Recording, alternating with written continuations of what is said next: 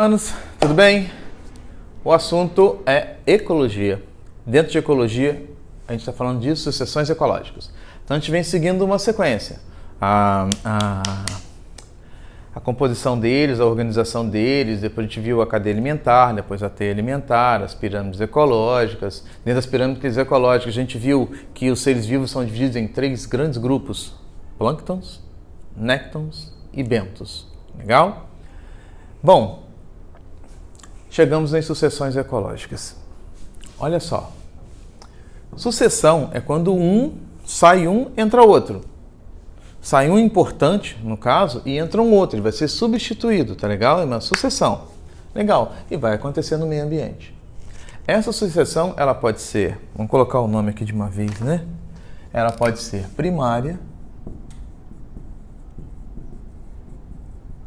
ou ela pode ser secundária. Ok? Primária é um processo natural. Secundária normalmente é provocada pelo homem. A gente chama de antropogênica, tá legal? Vou colocar pelo homem. Legal. Bom, então vamos lá. Vamos para um processo natural, tá? As erupções vulcânicas, elas são processos naturais. O magma vai sair, quando ele sai, ele passa a ser chamado de lava, e está muito quente, mata quase todos os seres vivos que tem naquela área, só que ele traz junto uma quantidade muito grande de nutrientes. E esses nutrientes, eles são importantes pra caramba, para que os produtores peguem esses nutrientes e consigam fazer fotossíntese, consigam se reproduzir e assim por diante. Bom, então eu estou dizendo o seguinte, então isso aqui é uma primária, tá? Após uma erupção vulcânica, essa lava escorre pelo solo e mata todos os seres vivos. Quando ele mata todos os seres vivos, essa região aqui fica inóspita. Então vamos colocar esse nome aqui, bonito, né? Inóspita. Nossa, que legal.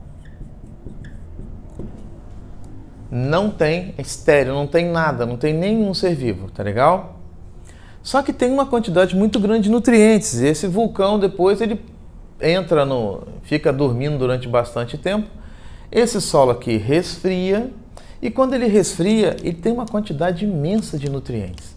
Toda a região de grande erupção vulcânica no passado, hoje são áreas muito férteis. As áreas mais férteis da Itália estão em torno do Vesúvio e do Etna. O Havaí também é uma região bem fértil, tá legal? Bom, então começa a chegar os primeiros seres vivos.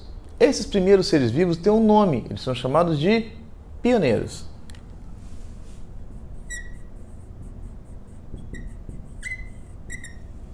Você pode encontrar também com o nome de Ecese, tá legal? Vou colocar aqui, Ecese.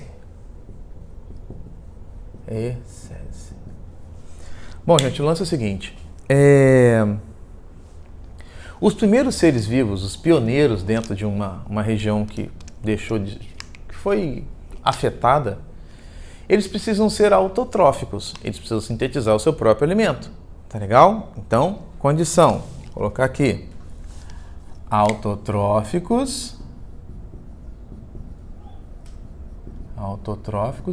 E de preferência, fixadores de nitrogênio. Porque vai fixar o nitrogênio para formar o quê? Aminoácido, proteína, ácidos nucleicos. Legal. Então, vou colocar aqui. Fixadores de nitrogênio. Vamos para a prova agora. Se pintar uma questão dessa, você vai marcar o quê? Você vai escrever o quê, se for uma discursiva. Então vamos para a objetiva primeiro, tá? Você vai escrever aqui, eu vou colocar em verde. É melhor. Cianobactérias. Vou colocar de verde não. Cianobactérias. Então vamos colocar assim. Cianobactérias. As cianobactérias são autotróficas e são fixadoras de nitrogênio. Tá legal? Então, lotado de cianobactérias. Pronto, tá todo mundo aqui. Tem bastante luz, muita fotossíntese, fixação de nitrogênio, e elas começam a multiplicar. Elas se multiplicam tanto que elas geram uma quantidade muito grande de oxigênio e aquele solo começa a ficar mais oxigenado. Se for uma prova objetiva, se não tiver algas azuis ou cianofícies, você vai marcar liquens.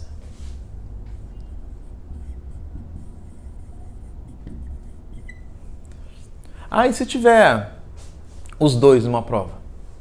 Não tem. Ou algas azuis ou liquens. Liquen é uma associação entre algas e fungos, onde um ajuda o outro. Os fungos são decompositores e fornecem para as algas água, sais minerais. E a alga fornece oxigênio e glicose para o fungo e os dois vivem numa simbiose, tá legal? Então você vai marcar ou cianobactéria ou liquen. Os dois na mesma prova não tem. E se tiver, marca cianobactéria. Não vai ter, tá?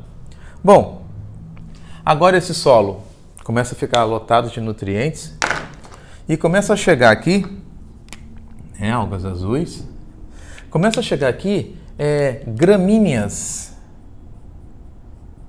Gramínea, matinho. A pergunta, vou colocar aqui, gramíneas. A pergunta é a seguinte, cara, como é que essas gramíneas chegaram aí? Excursão? Não. O que chega deles? As gramíneas são angiospermas. Então, esporo não chega. O que chega são as sementes. Dentro da semente tem um embrião. Vai chegar até aqui. Vai chegar como? Pode chegar pelo vento, pode chegar por pássaros, pode chegar por outros animais, enfim, vai chegar até ali, tá? Isso é chamado de dispersão de sementes. Essas gramíneas começam a crescer e começam a fazer sombra para as cianofícies, que precisam de luz para fazer fotossíntese. Então agora as gramíneas começam a comandar o negócio e as cianobactérias começam a diminuir. As gramíneas estão sucedendo as cianobactérias. Agora o solo está mais encharcado, tem mais sombra, a temperatura está mais agradável e outras sementes que chegaram também por outros meios, vento, outros animais, começam a se desenvolver. Então está aqui, ó. Todo mundo aqui, as gramíneas e agora os pequenos arbustos. Esses pequenos arbustos aqui, mais pássaros, mais outros animais, começam a fazer sombra para essas gramíneas. Então diminui o número de gramíneas e aumenta o número de pequenos arbustos que sucedem às gramíneas. Depois de um determinado tempo, isso aqui está tudo equilibrado. 20 anos, 15 anos, está todo mundo aqui equilibrado, direitinho, uma floresta bem legal. Vamos desenhar um coelho aqui, que eu não sei desenhar mais. Pronto, tá aqui o coelho, que está aqui comendo direitinho. Tem pássaros, tem nuvem azul. Nuvem. Nuvem não é azul, a minha é. O sol. O sol. Toda vez que ele atinge o equilíbrio, esse equilíbrio é chamado de clímax. Ok? Então, ela não é dessa cor. Não, o negócio fica feio. Vamos lá. O clímax. Então, as etapas são inóspito, começa aqui, pioneiros, etapas, vamos colocar etapa aqui, né, para ficar bonito. Etapas, até chegar ao clímax. No clímax, você vai saber numa prova que está falando de clímax, quando enunciada a questão disser ponto de compensação fótica. Ok? Esse ponto de compensação fótica, vou colocar aqui, fica mais fácil.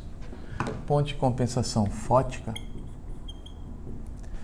é um momento onde a taxa de fotossíntese está igual à taxa de respiração. Ou seja, tudo que ele produz, tudo que aquele ecossistema produz, ele consome. Todas as florestas equatoriais, na teoria, tá? Estão no ponto de compensação fótica. Tudo que ela produz, ela consome. A Amazônia não, porque por causa de desmatamento e outros problemas, já saiu do ponto de compensação fótica, está morrendo. Esse ponto de compensação fótica, a taxa de fotossíntese igual a taxa de respiração, a gente vai entender a fotossíntese como produtor. Fotossíntese vou representar por P, de produção. E a respiração eu vou colocar como C, de consumo. Tá legal?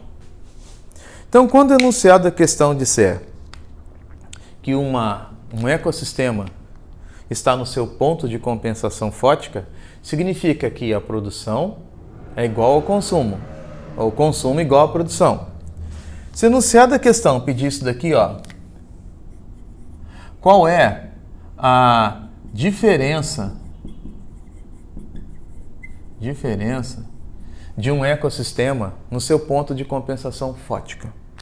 Pô, diferença? P menos C. Então, se a produção é a mesma, o consumo é a mesma, a resposta é 0. Se enunciado da questão pedir qual é a razão de um ecossistema no seu ponto de compensação fótica, razão é a divisão. Então, vai ser P dividido por C. Essa produção é igual a essa, a resposta vai ser 1. Então, cuidado com o que está sendo perguntado, tá bom? Para a gente fechar, coloquei um gráfico aqui embaixo, não está à toa, ainda bem que não precisa copiar, né? Aqui eu vou colocar fotossíntese, ok? E aqui eu vou colocar biomassa. Biomassa. Então vamos guardar aqui algumas coisinhas importantes. Na verdade, ao longo dessa sucessão ecológica, a taxa de fotossíntese, ela praticamente não se altera. Porque sempre tem gente fazendo, ser vivo fazendo fotossíntese. Legal. O que vai alterar é a biomassa. Por quê? Olha só como é que está aumentando. Então essa biomassa tende a aumentar. Vai aumentando, vai aumentando, vai aumentando, vai aumentando e estabiliza no clímax. Por que estabiliza no clímax? Porque a produção é igual ao consumo. Então, lembra, a fotossíntese praticamente não se altera ao longo do processo, mas a biomassa, ela aumenta ao longo do processo e estabiliza no clímax. Por quê? No clímax está no seu ponto de compensação fótica. Tá legal? Então, ó, estabilizada. Porque tudo que ele produz, ele consome. Ok? Na sucessão ecológica secundária provocada pelo homem, pode ser um desmatamento, pode ser uma queimada, ou pode ser o conserto de uma estrada, fazendo um corte de um morro para evitar o desmoronamento, onde ele tira aquela mata natural e, para não deixar totalmente exposto, planta gramíneas ali só para segurar aquela terra e eles vão se desenvolvendo. Ou seja, o homem interferiu e a natureza se refez. Tá legal? Então, isso aqui é o que mais cai dentro das sucessões ecológicas. Guardem esse gráfico, é uma coisa importante para vocês. Tá bom? Se quiser aí, ó, tira o print, sair aí do lugar. Fechado? Não esqueça de dispersão de sementes. Tá legal? Para fazer esse processo. Falou, gente. Valeu. Sucessões ecológicas, fechado.